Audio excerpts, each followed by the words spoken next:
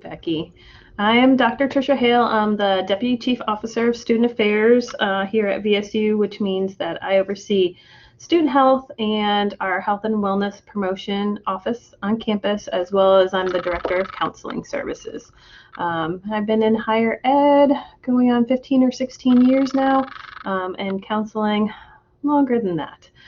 So today we're going to be talking a little bit about anxiety and stress and the difference between the two.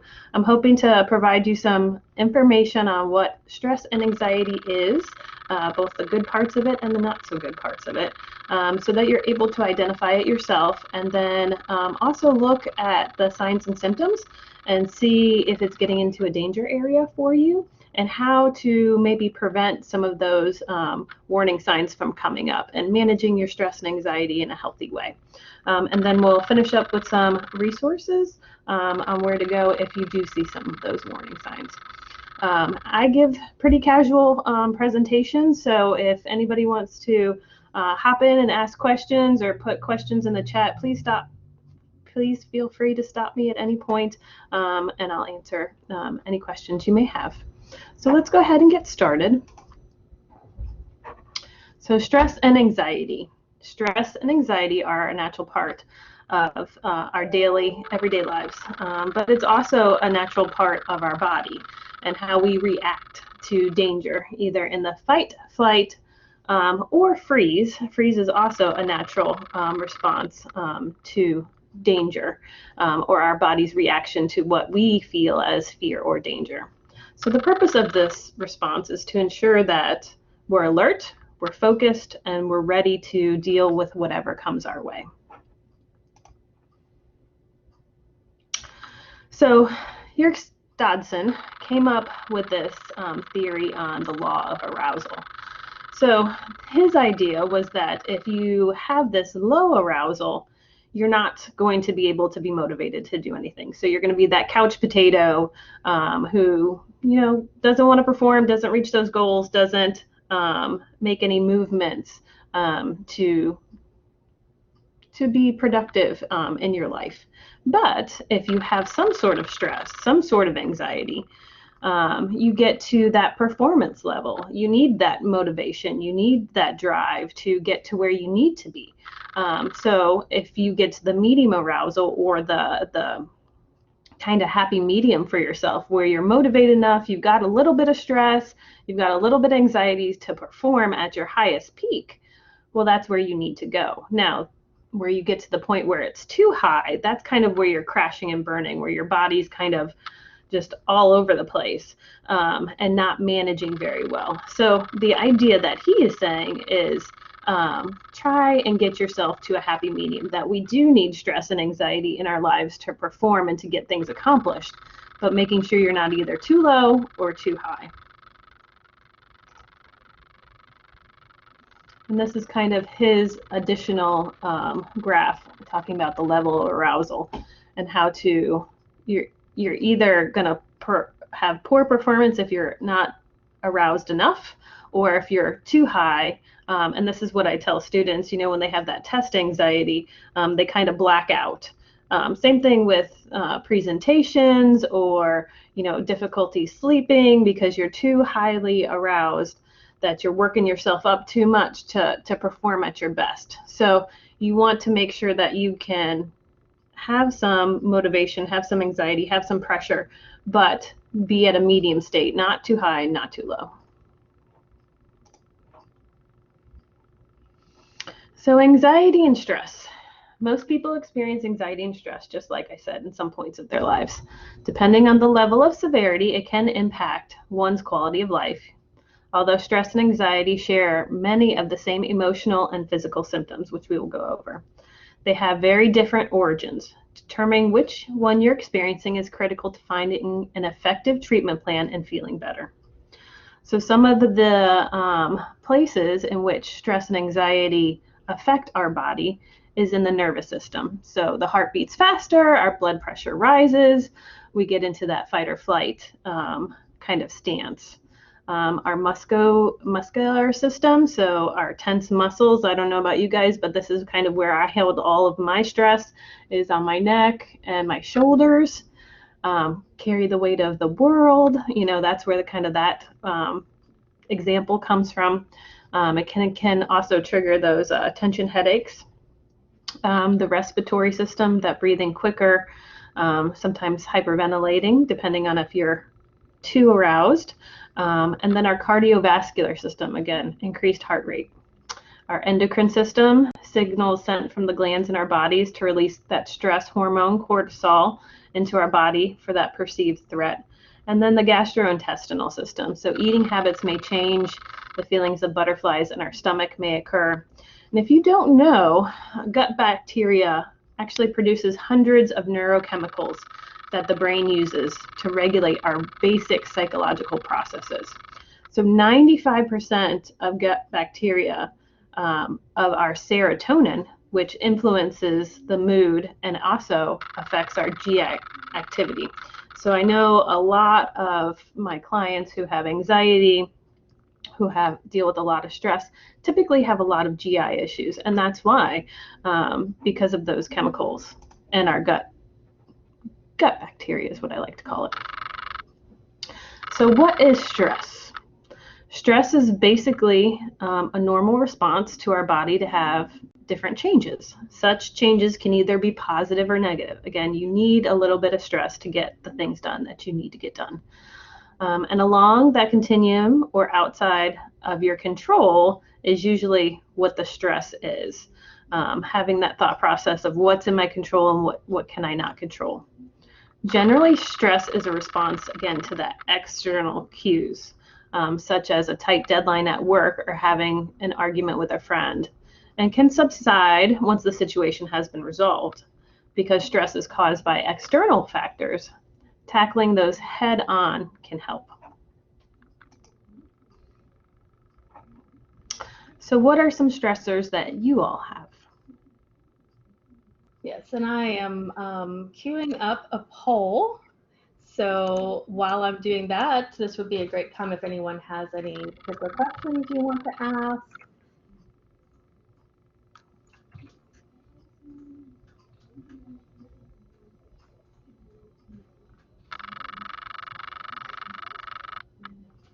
All right, and so here's our poll. We are limited to 5 options. So as you're reading this, pick the one that you feel causes you the most stress potentially right now.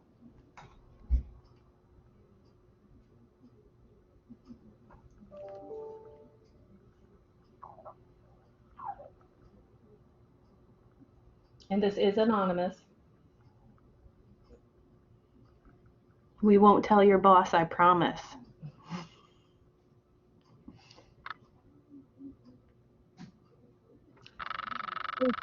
Some of the things related to home life might be parents, aging parents, children, relationships with siblings, things like that. Health could be anything related to worrying about your health, worrying about COVID, all those great things that are out there.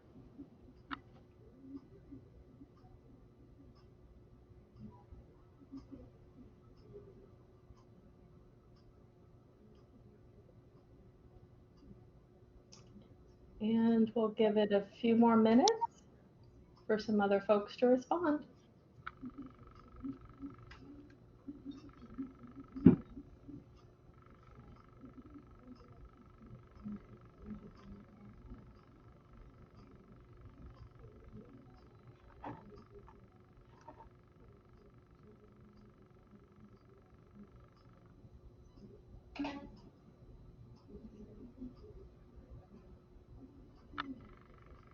Yes, Linda, that's a very good point. It's when we have multiple stressors that it can get very challenging.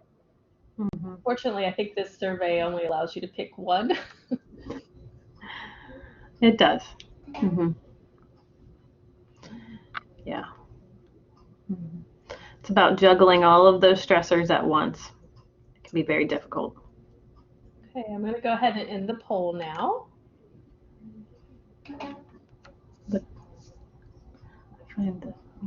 So it looks like our higher responses were related to things around work environment. Mm-hmm. Need to check them all, huh? Okay. So yes, work environment can be a number one stressor. Additionally, with um, other stress. So work environment, family life, depending on what part of family life you're in. They say research says that the first year after having a child can be the most stressful for a relationship. Also, if you're caring for elderly parents, that can also be challenging. You know, if you're having difficulty with teenagers and them being successful as well, or children coming back into the house. So family relationships and those dynamics can be hard at times. Having health issues, anything from cancer or a family member having a diagnosis and dealing with that continually. So something that we call chronic stress, which I think we talked a little bit about, talking the multiple stressors for long periods of time can be very difficult to manage as you are trying to go through your life, handle your workplace environment, handle your financial stressors in case those bills of some sort coming in. You get a child who's going to college, you've got hospital bills, you've got taking care of a family member who's in the hospital, helping them financially. So some different stressors that can happen in your life. So I'm glad that we were all able to identify some different things in our life. So what is anxiety? Anxiety is a person's specific reaction to stress. Now this one is more internal. Anxiety is typically characterized by a persistent feeling of apprehension or dread. In situations that are not actually threatening, it's just the perception of it or the perceived thought process. Unlike stress, anxiety persists even after the concern has passed. And sometimes individuals are like, well, I don't know why I feel this way. I don't know why my body feels jumpy. I don't know why I can't sit still. That is anxiety being generated in your body, but no external cause. So knowing the difference between the two: stress, short-term response to a recognized threat. It's external in nature, where anxiety, it can linger for long periods of time and maybe not have an identifiable trigger. Don't know why I'm feeling this way. I don't know why I'm having racing thoughts. I have nothing to be concerned about, but I can't stop thinking. I can't stop turning off my head. And it's typically internal in nature, how you perceive something, what that self-talk is for yourself. So knowing the difference between the two, some signs and symptoms. Now, as you see this list, they look very similar, so it can be hard to identify sometimes. You may feel that stress can either be your heartbeat beating faster, your breathing beating faster. Talked a little bit about those gastrointestinal symptoms, so decrease in appetite, diarrhea, upset stomach, having internal issues associated with GI symptoms, having anxious thoughts, stress symptoms, moodiness, irritability, anger, generally unhappy. They can come out in different ways. Feelings of being overwhelmed, dizziness, and fatigue. Again, that's because your heart rate and your breathing is elevated. And that muscle tension allows you to be fatigued as well with the headaches. Your body's in overdrive. With your anxiety symptoms, feeling of that uneasiness or dread or something's going to happen, sweating, nervousness, tension, restlessness, and then panic. There's always can be panic attacks with anxiety. So understanding if it is actually an anxiety disorder. Now, there are many different anxiety disorders. There's not just an anxiety disorder. There's different subtypes. So there's generalized anxiety, which is just kind of nervousness or general worry in every single part of your life. So it's not just about work. My worry just isn't about work, but it's about family. It's about finances. It's about health. It's about the future. the general anxiety across the board of your life. That's usually what generalized anxiety disorder. Now, panic disorder is where you have panic attacks and you experience that. So those symptoms of, difficulty breathing, hypoventilating, sweating, your body completely shutting down, inability to focus, just really cannot function, balled up into like a fetal position because your body is just shaking so much. That is considered a panic. So you may be, if you have experienced those, you could be categorized with an anxiety disorder of panic disorder. Phobias. Now, there may be specific phobias like social anxiety.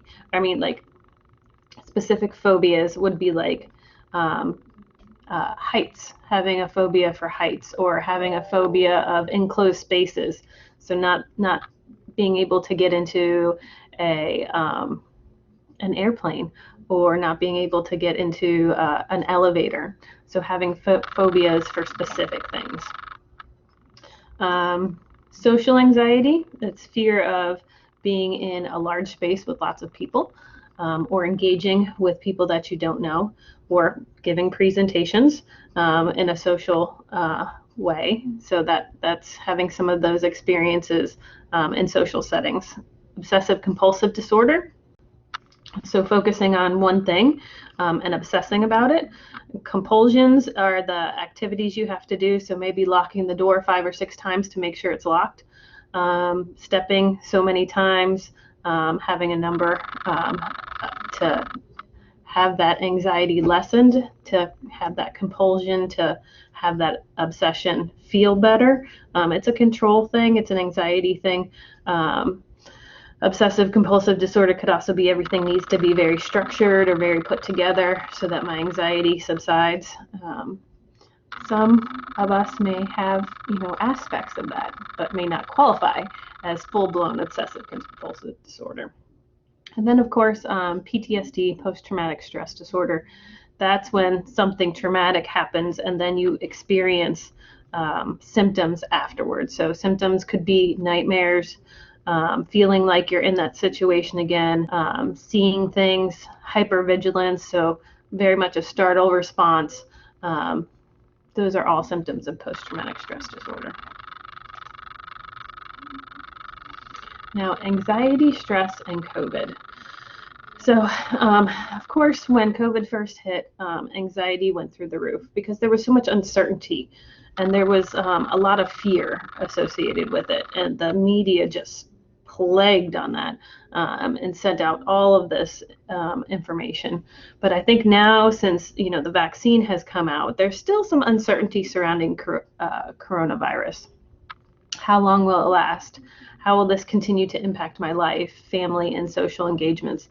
And you may have had it impact your families already. You may have had family members or colleagues who have been sick, who maybe lost some friends and family through this pandemic, and how that impacts us now.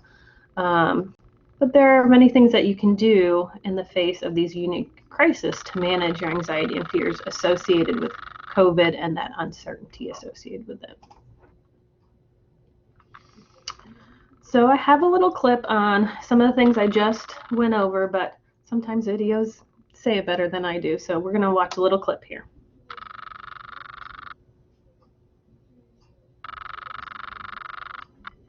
Okay, and I'm going to share my screen, and hopefully all this will go well.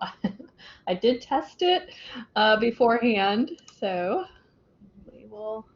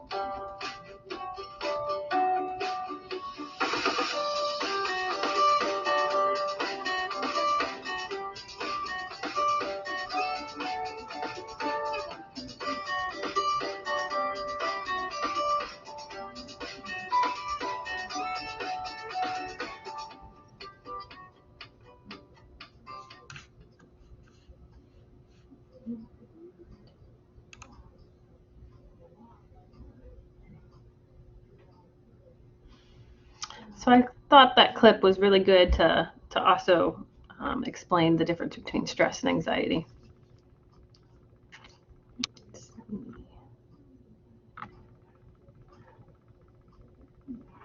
I hear you. There we go. Awesome.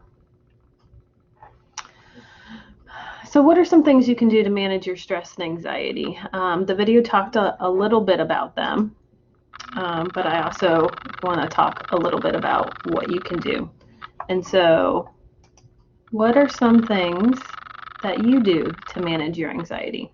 And you can either put in the chat or you can unmic and tell us a little bit about how you manage your stress.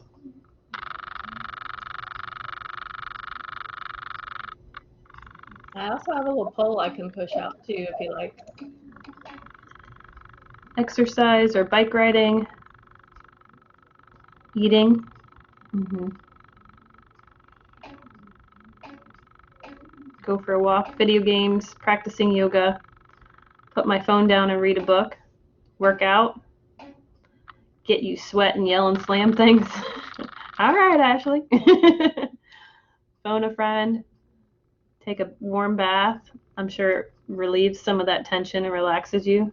Thanks, Terrence. Take a walk, listen to relaxing music, do gardening and painting. Ashley, yes, deep breathing, exercise, read, all wonderful ways to de-stress. Beautiful. So yes, being able to have things that you do on a regular basis to manage your stress is important. We're going to watch one more example on how to manage stress and anxiety.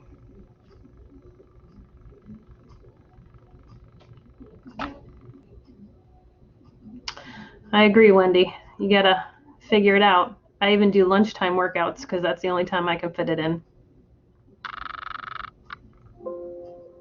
There are all sorts of feelings, like fear, anxiety, or stress. A little stress can be helpful. It can be the motivator that keeps us self-isolating or washing our hands. But constant or high levels of stress can negatively affect our mental and physical health. Taking care of our minds is always important, but doing so in the middle of a pandemic can be really tricky. Here are some tips and techniques to help us all get through this. Start your day well. It can be tempting to reach for your phone or switch on the news first thing in the morning, but starting the day with a simple mindfulness exercise, such as notice 3 things, can help you check in with how you're feeling and to connect with your environment. Mindfulness is well known to make people feel calmer and cope better with stress.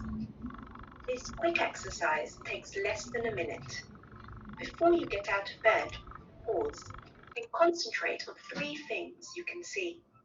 For example, your patterned curtains, the blue sky, or even just a light bulb. Then listen for 3 things you can hear: the sound of cars passing by, a singing bird, or the hum of your boiler. And finally, notice 3 things you can feel in contact with your body: your PJs, bed sheets, or even your cat. Get planning. Although it's tempting to stay curled up in bed, adapting and creating positive new routines can be helpful and keep you motivated. For example, in the place of what was your morning commute or a school run, listen to a podcast or go for a walk. Incorporating some form of exercise outdoors if possible into every day is good for mental and physical well-being. And set aside time to speak to friends, family, or work colleagues every day. Connecting with others releases feel-good hormones that help to relieve stress. Stay informed, not overloaded. Although we are able to cope with some stress here and there, being constantly exposed to a rolling, fear-inducing newsfeed can impact your mental health. Hearing upsetting or anxiety-provoking news triggers a stress response in our bodies. Keeping informed is important, but managing your social media and information intake will make a big difference to how you feel.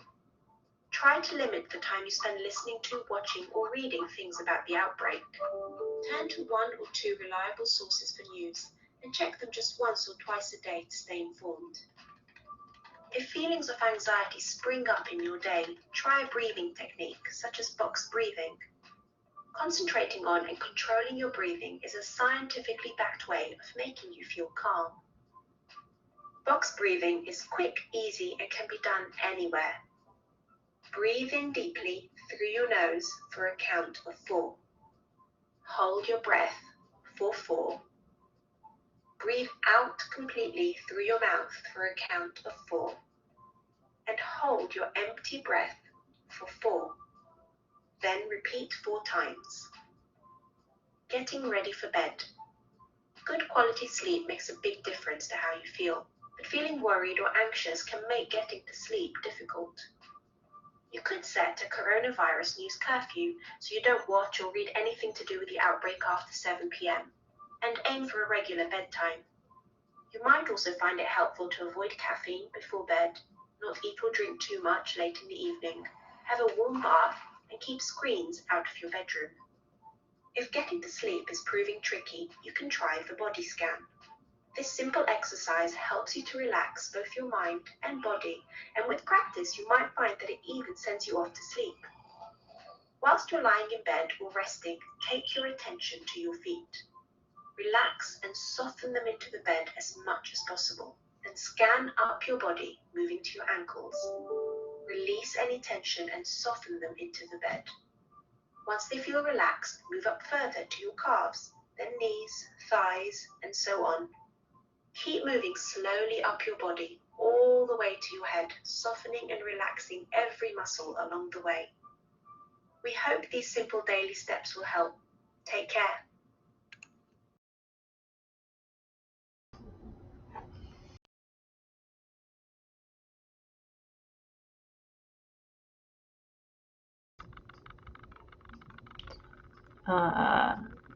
So to answer your question, Wendy, also, or your statement, it is hard to fit in relaxation, de-stressing things, but you can maybe fit it into your daytime in bite-size ways. So the video talked about listening to a podcast. One of the things that I've learned how to do is I have YouTube on my phone, and it's connected to my car. And so in the morning after I drop off my son, I'll pull up a 15-minute YouTube on either a podcast or a sermon or a motivational speech on something. And that really helps set my mindset going into work. And it also pours into my cup. The other thing I said, I've had to squeeze in workouts at lunchtime because that's the only time I can get it in. So you may want to do a walk if you can in your lunchtime hour, or if you have some downtime in between. I've also connected with family and friends. They know that I typically call on my drive home, and then I have 15 or 20 minutes. How's everything going? What's up? Making plans for connecting. So that's also a good way to connect with your social supports. Where and how can you fit that in? I know when I talked with career opportunities and talked a little bit about these breathing techniques and mindfulness and meditation, they've now implemented in their office area, they do a mindful minute. And so they've created where the entire office closes their door and they take some time to just woosah and decompress and utilize some of the techniques that I went over. So the video went over a couple different things that you can do in the moment to help bring yourself down. So the thing with anxiety and stress, it's typically worries, fears, concerns about the future. It's very hard for individuals with anxiety to be in the present and in the present moment. So mindfulness, meditation, it really helps ground you, and it helps you bring you back to your body, because your head's usually running 1,000 miles. So reconnecting to your body, utilizing some of those techniques to do so are different ways that are helpful to manage these life stress and anxiety. Oh, okay. Another good thing is resiliency building characters that can help manage anxiety and stress when they come into your life. Assertive communication is very important. So I utilize that with a lot of clients who have anxiety and worries, being able to say what they need in the moment, as well as being assertive in their boundaries and saying no to things that they're overcommitting themselves to. So making sure that they can communicate appropriately to help create boundaries in your life. Changing irrational thinking habits. So again, anxiety is internal. A lot of it is the internal dialogue that you're putting pressure on whatever's going on in your life for yourself. The I should have's, I could have's, I would have's, I need to, I have to, and changing those thinking habits to more healthier ones, like I'm going to try, I've done this before, I can do this again. Making sure that you're expanding your support system. We are humans. The best thing that we can do for ourselves is connect. And I think we all saw this with the coronavirus. We had to isolate so much, losing a lot of that connectiveness and that the ability to support one another and talk to one another. It's important to have that in our lives for our wellness and our mental wellness. Rational problem solving. So fears with anxiety and stress, rationalizing those fears. Is this something that is irrational, or is this something that is a rational fear that I need to figure out a better solution to? How can I get to a better place? And making sure that that is something that you can do. Goal setting and time management, not procrastinating. This is a number one thing that I see our students do.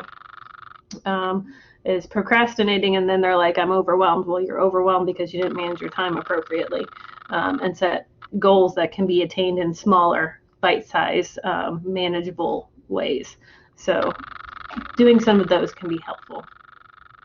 Absolutely, Terrence. Having a plan and organizing can help with that anxiety, and making sure that you can accomplish, check those boxes, can make us feel better. Also being aware of your body's physical symptoms. If you start noticing my neck hurts, or I'm not feeling good, I'm not sleeping good, I have headaches, you know something's up and can make some different changes. The challenge is to recover after having procrastinating too long. Absolutely. Have to reset yourself. I tell students, get out a planner, get out a calendar, and start breaking down the stuff. So that it's bite-sized and that you can move forward and accomplish things. Love checking the boxes, yes. Having that awareness of fight or flight symptoms, and noticing, again, when your body is responding. And then humor can help a situation so much. Not denial, humor helps. So 8 coping mechanisms for anxiety. Relaxation strategies can be very helpful. Creating a sleep routine, which the video talked about. Exercise. So exercise releases happy endorphins into our body. It helps with our sleep. It helps manage anxiety and our mood. So I talk with clients all the time about what are you doing for food? How are you fueling your body? Are you exercising so it can manage your mood and fuel your body with those happy endorphins that you can manage it better? How is your diet? You know, are you having too much caffeine? I have students all the time I couldn't sleep. Well, what are you drinking? I had 3 monsters all last night to try and cram and study for something. Well, your body is going to react to all that caffeine. It's not going to let you sleep. Or having too much alcohol that disrupts your sleep, it disrupts your mood. So looking at the different things that you're putting into your body and fueling your body with. Talking about things. I wouldn't be in the profession I was in if it wasn't beneficial to talk about problems with somebody. So I'm always going to have a job because research-based, if you talk about things, you feel better. So talking about it with the right people, I would say. There are some people who bring up their own issues or, don't necessarily or give you the best advice or help you through a situation. So make sure when you talk about it, you're talking to the right people. Developing acceptance of what you cannot control. This is a hard one for some people, especially my controlling people. So learning how to accept what comes on and what you cannot control. Focusing on what you can control as a way to manage your external stressors, including your emotion. I might be talking about you, Ashley. I don't know. Changing a perspective of doing your best rather than shooting for perfection. I have a lot of perfectionists. Becky, yes, I'm maybe talking about you too. But realizing that you are human and being kind to yourself and having those kind conversations are an important way of changing your perspective and looking at how you're talking with yourself. So when to seek help. Stress and anxiety are not always a bad thing. They are natural, short-term reactions that people need to stay safe. So I don't want this necessarily this negative connotation that stress and anxiety are always bad. They're not always bad. If someone starts to feel stressed or anxious all or a lot of the time, they should speak with a doctor. They may be suffering from chronic stress or an anxiety disorder. Warning signs to look for. So these are some things that could be some red flags.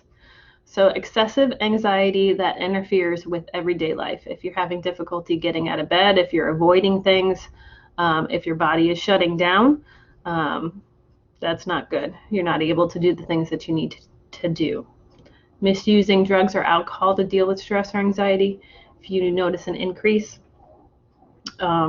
during stressful times, may want to think about different coping strategies.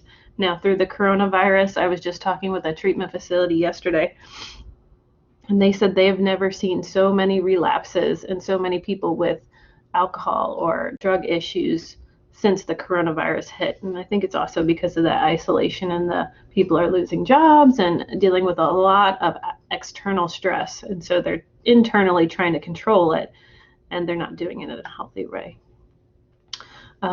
Irrational fears. So noticing if your fears are just off the chain, they're not realistic, they're way out there, and your friends are saying, that's not even a rational fear. Where is that coming from? That may be a warning sign. Significant changes in sleeping, eating, personal hygiene. So that means, you're not showering, you're not doing your hair, taking care of yourself, you're not, having clean clothes, sleeping habits, so not sleeping, interrupted sleep, difficulty turning off your head, eating too much or too little, binging at the end of the night, that's not healthy for you, maybe choosing to go all fast food, which is also not healthy.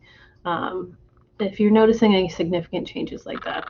Prolonged low mood, where people are maybe noticing you're down. Why what's going on with you? You just seem that you've been down lately. Now, it's for a long period of time, not just like a couple days or a week, but a long period of time. Self-harming or thinking about self-harming, so cutting, hurting yourself in some way, shape, or form. It's not healthy and can be harmful to yourself and your emotions. Suicidal thoughts. If you're having suicidal thoughts, please seek help immediately. We don't want you to be in a place where you're having those types of thoughts. And you don't have to think that way. You can have somebody who can get you to a better place or feeling out of control. These are some employee resources. that you can talk with a counselor 24/7, 365. You would just contact this phone number and they would be able to get you connected with a therapist, either virtually or in person, and it's completely free for our faculty and staff. They also do confidential assistance and resource connecting for individuals in your household, and they can help with marital, financial, emotional, family issues, and substance and alcohol abuse. So again, some of those top stressors in our lives. And this information is also on employee and human resources. So that's also a great place to find it. USG Wellbeing Coach, free and confidential through the USG Wellbeing platform. Virgin Pulse, if you have not got onto your benefits platform and utilize these resources, they're wonderful and completely free. It looks like all benefits employees and their spouses. So how wonderful is that? It can help you get motivated to be healthy and get you back on track. Live Health Online. See a licensed therapist from the privacy of your home. Get help for these issues and more, such as stress, anxiety, life transitions, relationships, grief, all of those. Available for those on the USG healthcare plan. It costs around $75 to $95. Yes, and I'm happy to answer any questions about our well-being resources, KeyPro, Life Health Online, or the coaching that you can receive through Virgin Pulse. Mm-hmm. And I would say that we've been doing a majority of our counseling virtually, and it's wonderful for you. You can do counseling in the comfort of your own home in comfortable clothing with your shoes off and be able to talk with a therapist about what's going on with you. So it's extremely convenient. So that's my presentation. Does anyone have any questions about any of the information we went over? Or do you have a question, Tricia, in the chat that they wanted you to talk more about the fight, flight? If you could talk a little bit more about that. Sure. Fight, flight, or freeze is the body's internal response to danger. So your body releases chemicals when it feels like it's in danger, and your body will then do what it needs to do. You may notice, I don't know if you've ever been in a scary situation, maybe a car is pulled out in front of you and it seems like you get those tingles in your body and it feels like all the blood's running into your organs, because it probably is. So your body is made up to either get yourself out of the situation, to stop itself and act like it's dead in a freezing, or to fight, to push yourself to get yourself out of the situation. Yes, so kind of like an adrenaline rush is exactly what it is. But in certain situations, for example, this has happened with some sexual assault survivors where they've been frozen in that situation because your body is so terrified that it freezes up, hence the idea of freezing up and that dialogue. So your body does what it needs to do in those types of situations to take care of yourself and to make sure that you're safe. And so realizing when those things happen that your body is surviving, which is good in certain situations. But if you're in a meeting with your boss and your boss is very upset with you and you're in a freeze mode, it can be not such a good thing. Nor can it help kind of that conversation. So having some skills available, like we talked about, knowing when those types of rushes or experiences in your body, those physical sensations happen, and then being able to put into place maybe some mindfulness, some grounding techniques, some breathing techniques, the box technique that it talked about in the website can be very helpful for bringing down your levels of hormones that are in your body and being able to regulate your emotions in a better way. We also do have some great videos on our website, on the Counseling Center website, that I also show students, faculty, and staff. It's about 3 to 5 minutes techniques on visualizing the future, on having positive thoughts. And it's really just a counselor kind of talking you through these techniques. You can find some great stuff on YouTube that has some quick videos. And we have the Counseling Center also has a YouTube page with a bunch of resources and techniques and tools. So I also push students, faculty, and staff to that as well. Did that answer your question, Linda? I know I kind of went down a rabbit hole with that one too. Yes, thank you very much.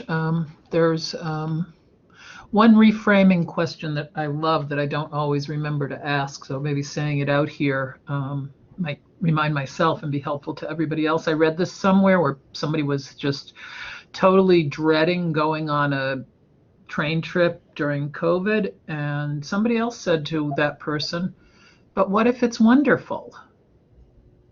You know, there can be a positive outcome. You're not doomed. Mm-hmm.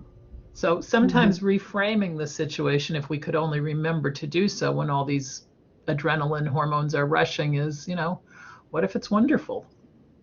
Mm-hmm. Yeah. It's like you're too anxious to stand in a crowd to get into a theater show, but once you get in, the performance is going to be fabulous. To take it out of COVID context. So absolutely, your perception of the situation can be is 95% of the battle. Thank you for that. I'm sure that was very helpful for others. Any other questions?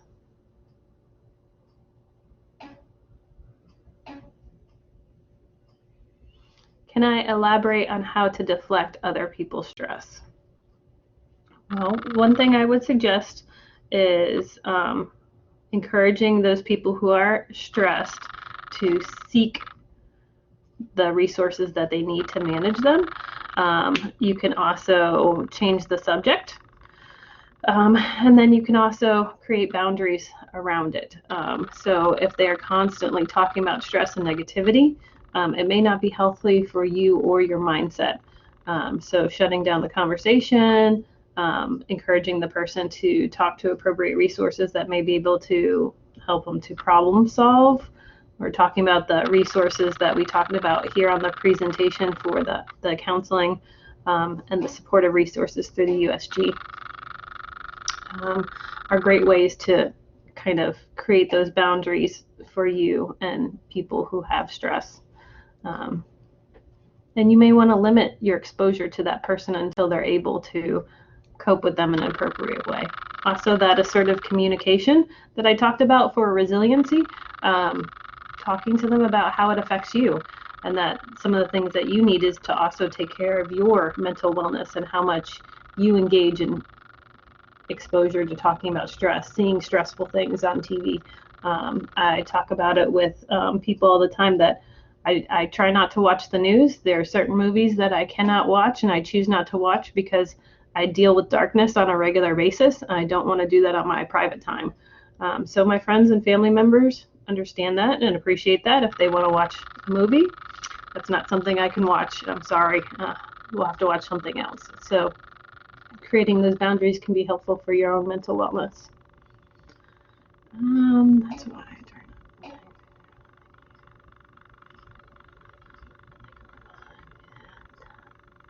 I need the While we're finishing up Q&A, I did put the feedback form link in the chat. And so if you have a few minutes, if you can fill that out for us, that would be great. I will be sharing the slide deck with you. And as soon as the recording is rendered, I will share that as well following the session. Thank you all. Thanks for all your questions. I hope that this gives you some tools to help you manage the end of the semester stress.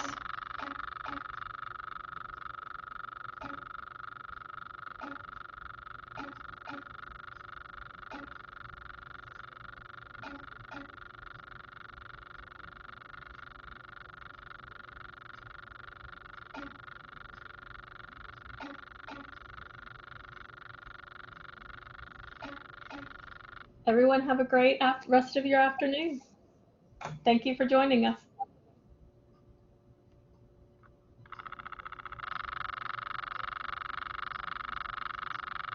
Tricia, you have a noise on your end. I don't know if it's the microphone or your computer.